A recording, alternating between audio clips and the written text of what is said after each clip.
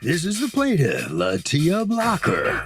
She says her ex-boyfriend, the defendant, needed money, so she loaned him $1,000. Now he's giving her the runaround about paying her back. The guy's a con artist who's trying to take advantage of her, and that's not okay. She's suing for $1,000 for the return of her hard-earned cash. This is the defendant, Gregory Reese.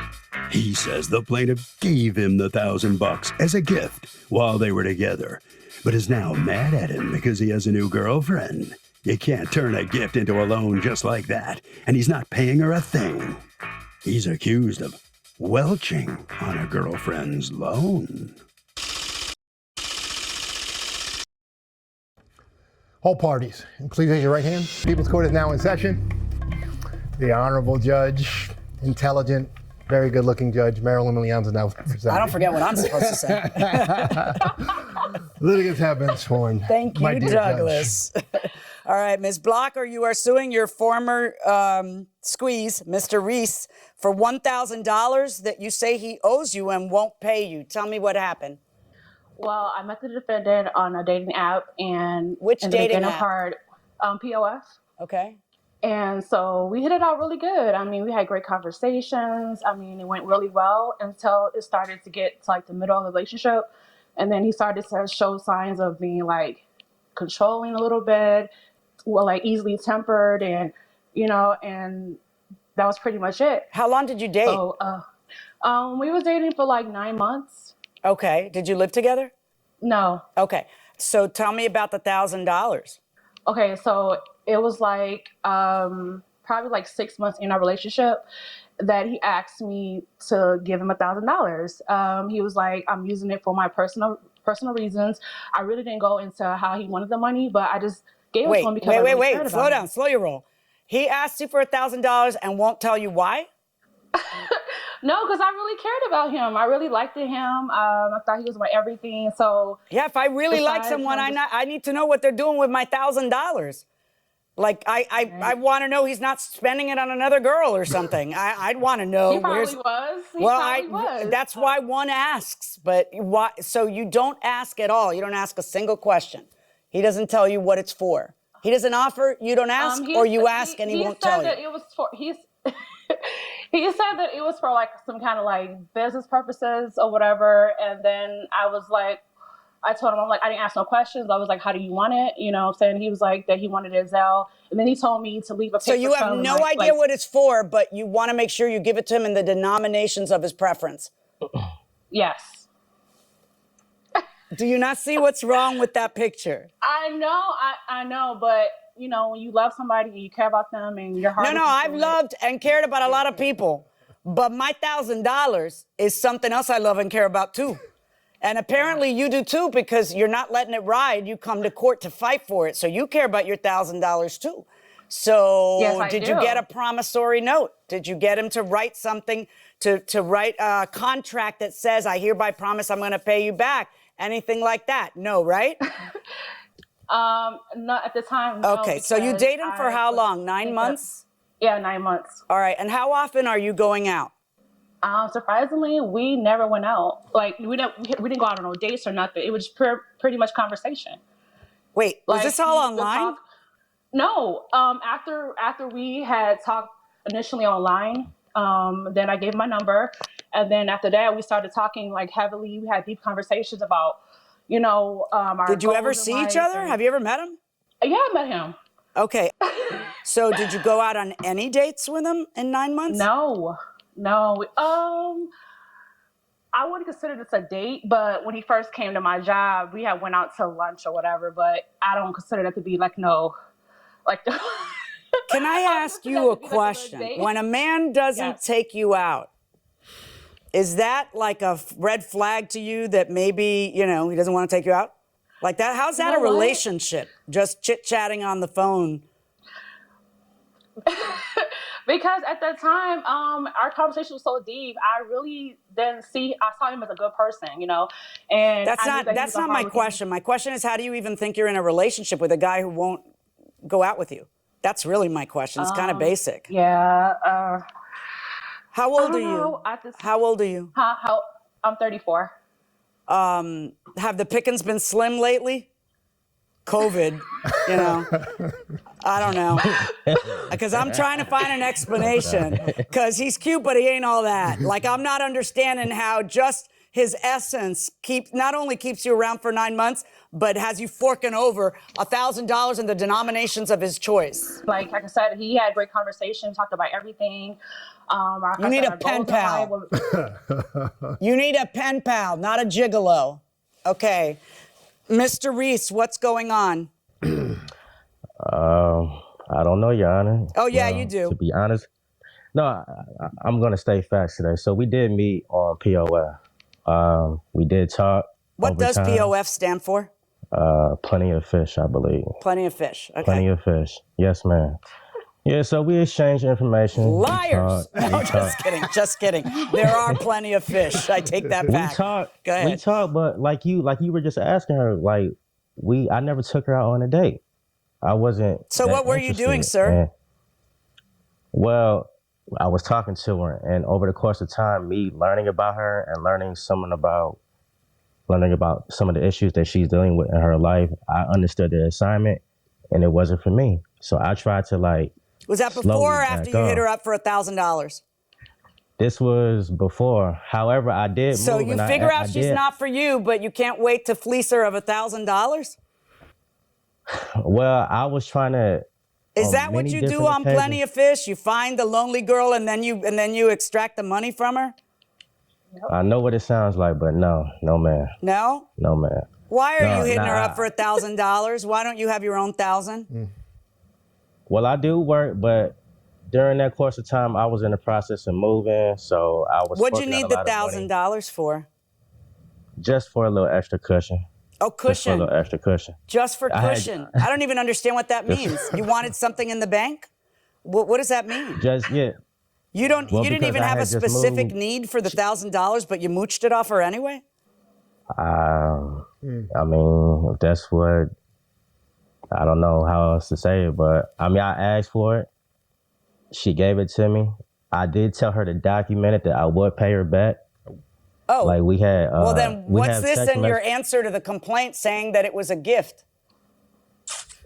No, it wasn't a gift, man. I told her to document it. I'm speaking actual fashion, so. Yeah, I know. I had already figured out those facts because I'd already read the text. I was really interested in why you were saying in your answer to the complaint that it was a gift. In fact, let me read the answer to the complaint. You want to know why I said it was a gift, Your Honor? Because over the course of time, because I gave her my own personal deadline and when I would pay her back, and I didn't follow through on that. So over the course of time, she became frustrated as far as me not paying her back. But every time that we would talk and get into an argument, she would bring this whole $1,000 up because there are text messages, which I don't have in my defense, that she told me to just keep the money. So you feel that she converted it to a gift? When she told me to keep it, I don't want the money back. I left it alone. When, can I ask you, I can't even say when did you stop dating because you never dated, but in December of 2021, a funny thing happens. Why don't you tell me about it, Mr. Reese? Oh, so she popped up over here unannounced. Okay. She came to my crib unannounced. I was on my way out the door anyway. She followed me downstairs to my car, tried to block me from getting in my car. What is she saying to you? I had to go. She just asked me, "Oh, you have a girl in your house? You have a girl in your house?" And I'm like, "I'm living my life. I pay my own bills. Like, why?" Oh, no, you haven't paid your own bills because this is one of your bills and you're being sued for it. So you may be living your life. That we all know you're going to do. But I don't know that you're paying your bills, quote unquote, if this is one of them and you didn't pay them. So she tells you, do you have a girl in there, which is really weird. And what? The whole time, she still has a husband she's living with. So I could never take her seriously. Okay, so, are you married, Ms. Blocker? I'm married, but at the moment I'm separating from my husband, and he knew that already. He knew that I was in the process of leaving my husband. Okay, and that's when he started to still pursue me. Afterwards. But they are currently. Okay, I don't know how much he pursued you. I don't think you were running. All right, Mr. Reese, answer my question. What happened? Ma'am. She comes and she blocks, and she says she blocks your exit with her body or her car. Well, she followed me downstairs outside to my car where I had to climb through my passenger seat to get into my driver's seat just to leave. Because what? Why would she come to my house unannounced? No, I'm asking you, was she in her car blocking you? No, she was using her body to block me from getting in my car. Ah, okay. And what did she say? She just kept asking me, like, it wasn't about the $1,000. She did not come over to my house to approach me about the money that I owe her. She came over here asking me about who I have in my house at that time on that day. And what'd you tell her? I told her I have somebody up there. Okay. And did she try to go up there? And she actually came to my door. It's really not that hard to get into my building. Can I ask you, Ms. Blocker, what happened there? You want to give me your side? Well, like you stated or whatever, I went to his crib or whatever because he had did something to me that was really unforgivable. I don't want to go into it or whatever, but oh, I do. What had he done? He had said something to you? No, we just had did some business together, or whatever, and I felt like what he did was kind of like a little bit bogus, Are you talking about the $1,000 or something else? Something else. Nah, I want to know. What is it? I don't want to say the name of the business, but Okay. it was something that me and him had went to together or whatever, and he was helping me out, and I actually gave him a person that needed something or whatever, and I felt the way he went about it was bogus, so I wanted answers. So that's why I went to his crib and I rung his doorbell, and at that time he didn't answer. So a guy was coming out of the building, so I went up to his door, I knocked on the door, and I was like, come out of the building right now, come out of your apartment right now. So he finally came out after a few knocks. He finally came out. Then he went downstairs. I followed him downstairs or whatever. And what are you saying while you're following him downstairs? What are you saying? I'm like, why did you do this to me? Like, why? Like, I thought that, I was saying a lot of things in my head, like a lot of things like, why are you doing this to me? What happened? And stuff like that. And he didn't say anything. So it made me mad. So, then, like he was saying, I went to his car or whatever. He did not climb through his his window to get to the car. He had fully access to get to his car. I went around and I was like I was trying to question him, like, what's going on? Like, what happened? And he still didn't want to talk. Right. He doesn't want to talk to you. He just wants your $1,000. You understand? Yeah. It's cruel, So, right? It's it's hard, but that's the cold, hard truth. And I need you to understand it in case you find yourself in this position again with a different man, with the next guy. You need to assess whether the person is worth your effort, time, conversation, and grand. You know what I mean? Oh, like if he's just not that into you, then he's just not that into you. Because there's plenty of fish in the sea. Move on. In the beginning part, he didn't say none of that. Like he was. Well, I know. like, In the beginning, that's how it works. They're interested in us until they're not, and then they're not, and then it's obvious they're not, and no amount of money's going to change that, right? That's how it is. You're not special. This happens to all of us. It happens, and then you'll do it to someone else where you're not all that interested in, and that person's heartbroken. It's just a big merry-go-round of agony. But, love is beautiful, but it's, complicated and it can be painful. So you just have to you have to accurately assess the situation in front of you and not attempt to buy somebody with the money because it's not going to be successful. Yeah, I learned my lesson, Judge. I really do. I hope so. I would never. Yeah, do this can I again. speak? Oh, yes, Mr. Reese, I live for the moment. No, but respectfully though, I didn't, it wasn't science. I told her clear cut on many different occasions that I've been trying to disassociate myself with her. And the only transaction that we ever had that just was makes her about want you more. $1,000. She was just upset that because I had moved on with my life. No, she's and I upset. had a That may be true. Everything you're saying is true. She liked you, But and did she you wanted just- you to date her. She still held out hope that after 9 months you'd actually take her out on a date.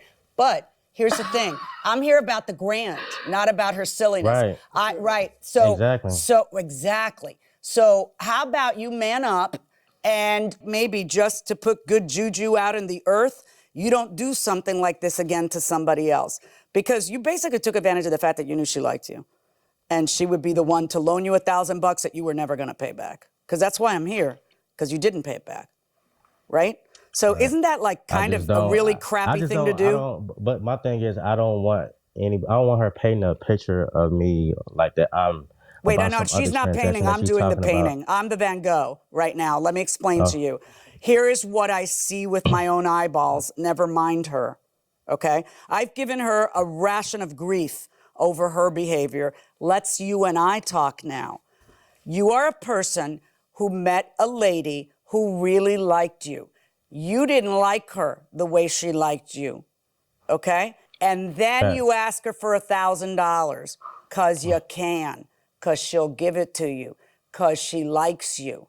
So I guess what I'm trying to say to you is every little thing we can do to another human being and get away with, we needn't feel compelled to do to another human being just because we can get away with it, right? It would be much more noble of you not to take $1,000 from somebody just because you can when you know she likes you, wouldn't it? No, I'm not disagreeing with anything that you just said. I had every intention to pay her back. And yeah, did you pay her $5? Just say that, but did you pay her $5 back? Did you pay her $20? Did you pay her anything? No, right? And are you spending money on the new girl? But can I say why I haven't? Yes, he is. Because she told me, there was a point in time where she told me that she said, "Hey, keep the money." That's when I left it alone. Because I was fighting to get it. Like, that's the thing about it. At that point in time, when she lended yeah, that me doesn't convert a loan to a gift. The question is, what was it when it was given to you? And we all know what it was when it was given to you because we see the text where you say, "Don't worry, this is your record of the fact that it's a loan and I'm going to pay you back. Keep my text." So we know it was a loan. I'm ordering the defendant to pay the plaintiff $1,000. Verdict for the plaintiff. Well, the outcome of this case, certainly no surprise. The plaintiff is going to get the $1,000 back from the defendant. Mr. Reese, let me ask you, what are you thinking right now? This is just one step closer. I'm glad that this is all going to be over with. Congratulations to the plaintiff. And she just did this because she knew this is the only time that she could see me. That's my statement. Don't you feel at all guilty about, the judge called you a gigolo and a number of other things? I mean, you come off rather poorly in this case. No, I mean, it is what it is. I mean, she just fell for it. My vernacular is spectacular. I'm from East Oakland, so it's just in me. You feel me? So she fell for it, huh? Interesting. It is what it is. She fell for it. It is what it is. It is what it is, sir. Ms. Blocker? He says you fell for it. How do you respond to that? I didn't fell for anything. The thing about it is when you care about somebody and you like have your heart into it, you'll do anything for your spouse. You know what I'm saying? But the thing about it is I would never, ever trust a car artist ever again. Looks is not everything. It's all about what's on the inside. So I learned my lesson from this. I'm going to move on with my life and do what I got to do. I'm just happy I won. I got my money. Good for you. Congratulations. You've won $1,000 back, and you've learned a lesson, a valuable lesson. All right. What do you think, Harvey? Well, Doug, look, I mean, this is a perfect example of what we've talked about for a long time, which is if you're in a dispute with somebody, or even before you get into a dispute, and you want to make sure you cement your rights, for example, in the case where you loan somebody money, you send them a text or an email saying, look, I was happy to loan you this money, and please pay me back at the soonest time possible. That way, you have acknowledged it's a loan even before it becomes a dispute, and that protects your rights. Is it expected that your children all go to law school and become judges? Do you want them to follow in your footsteps? Yes. No. No, like any parent, I just want them to be happy and support themselves. Right. That would be awesome if that happened one day. But I want them to be happy and love what they do. I love what I do. You've always loved what you've done. Absolutely. What's the point if you don't love what you do? But they don't have to be judges. No. In fact, I would appreciate it if one of them didn't become a lawyer. Right now, we have our eldest is graduating from law school. Our middle one is applying to law school. Right. And I'm hoping, I was really hoping for a doctor just for no other reason, not prestige or anything else, just so someone would write my scripts without my going through a lot of trouble. But other than that, no, it's whatever they want. So that's your dream. My dream is want to be a plumber. Yeah, exactly. That would be even better. A plumber or an electrician. Oh that would be awesome. They would just be so useful. A handyman.